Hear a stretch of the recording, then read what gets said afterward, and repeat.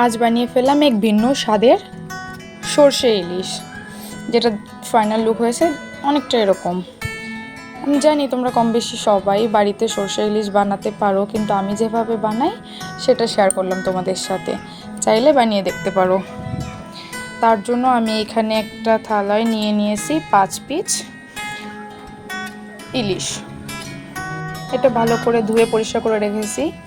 তার মধ্যে দিয়ে দিলাম সামান্য পরিমাণে লবণ আর একটু হলুদ দিয়ে সেটা হাত দিয়ে ভালো করে মেখে রেখে দেব। ভালো করে মেখে রাখবো, তার কারণ হচ্ছে যাতে মাছের মধ্যে লবণ হলুদটা ভালো মতো যায়। মাখা হয়ে গেলে এটা আমি কিছুক্ষণের জন্য রেখে দেব।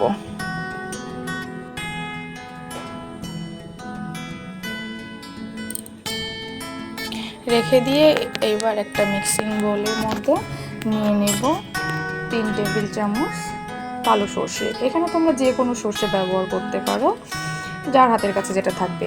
তার মধ্যে আমি দিয়ে দেব কিছু পরিমাণ কাঁচা লঙ্কা আর একটু লবণ। কাঁচা লঙ্কার লবণ দিয়ে সর্ষেটা পেস্ট করলে হয় কি, কেউ কেউ বলে না যে সর্ষে তেতো হয়ে যায়, ভালো লাগে না খেতে, তারা কাঁচা লঙ্কার লবণ দিয়ে পেস্ট করলে সেটা তেতো হবে না। এইদিকে আমি পেস্টটা একটা ছাঁকনির সাহায্যে ছেঁকে নেব, ভালো করে চামচ দিয়ে চেপে চেপে, যাতে আমি ওই খোসাটা কালো খোসাটা দেবো না, শুধু ঝোলটা ইউজ করব।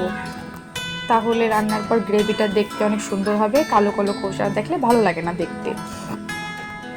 পেস্ট করে পাশে রেখে দেবো। এদিকে আমি গ্যাস অন করে নিয়েছি।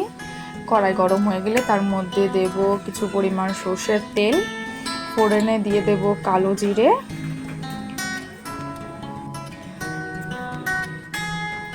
কালো জিরেটা একটু ফুটে ওঠার পর দেব কাঁচা লঙ্কা। যার যেমন ঝাল পছন্দ সে তেমন দেবে, কারণ আমি আগে পেস্ট করার সময় কিছু লঙ্কা দিয়েছিলাম, তাই এখন সামান্য পরিমাণ কিছু লঙ্কা দেব।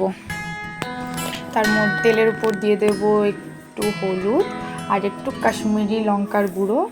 হলুদ আর লঙ্কার গুঁড়োটা তেলের মধ্যে দিলে যখন সেটা ভাজা ভাজা হয়ে যাবে, কাঁচা গন্ধটা চলে গেলে সুন্দর একটা কালার আসবে, যার জন্য হলুদটা আর লঙ্কার গুঁড়োটা আগে দেওয়া। তারপরে পরিমাণ মতো জল ঢেলে দেব। তার মধ্যে আর একটু লবণ দিয়ে দিলাম, লবণ আগে দেওয়া আছে তো পরিমাণ অনুযায়ী দেওয়া ভালো। তারপর ঝোলটা যখন ফুটে উঠবে ভালো মতো, তার মধ্যে আগে থেকে মাখিয়ে রাখা লবণ মাখিয়ে রাখা মাছগুলো দিয়ে দেব। ইলিশ মাছ রান্না করতে বেশি একটা সময় লাগে না, তাড়াতাড়ি মাছটা নরম হয়ে যায়। একটু ভালো করে নাড়িয়ে চাড়িয়ে একটা ঢাকনা দিয়ে আমি মাছটা ঢেকে দেব।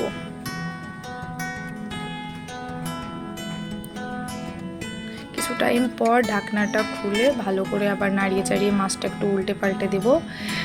এক পাশ হয়ে গেলে আর এক পাশটা হওয়ার জন্য, যাতে ভালো মতো মাছটা সিদ্ধ হয়ে যায়, কাঁচা না থাকে। যখন ঝোলটা একটু শুকিয়ে শুকিয়ে যাবে, তার মধ্যেও আগে থেকে পেস্ট করে রাখা সর্ষেটা দিয়ে দেব। দিয়ে ভালো করে নাড়িয়ে চাড়িয়ে রাখবো। এটা আবার ভালো করে ফুটতে একটু সময় ছেড়ে দেবো ওকে। ফুটে গেলে তার মধ্যে একটা কাঁচা লঙ্কা 2 টুকরো করে ভেঙে দিয়ে দেব। এটা ঝালের জন্য না, এটা দিলে হবে লঙ্কার যে একটা ভালো ফ্লেভার আছে ওইটা আসবে, ভালো লাগবে। হয়ে গেলে গ্যাসের ফ্লেমটা লো করে 1 চামচ সর্ষের তেল ছিটিয়ে দেবো উপর দিয়ে, যাতে ওই সর্ষের তেলের ঝাঁঝালো গন্ধটা আসে, তাহলে খাওয়ার সময় ভালো লাগবে। গ্যাসটা বন্ধ করে কিছু টাইম ঢেকে রেখে দেবো একটা ঢাকনা দিয়ে। তারপর ঢাকনাটা তুলে একটা প্লেটে নামিয়ে পরিবেশন করো গরম গরম ধোয়া ওটা ভাতের সঙ্গে সর্ষে। আজকের মতো এখানেই, টাটা।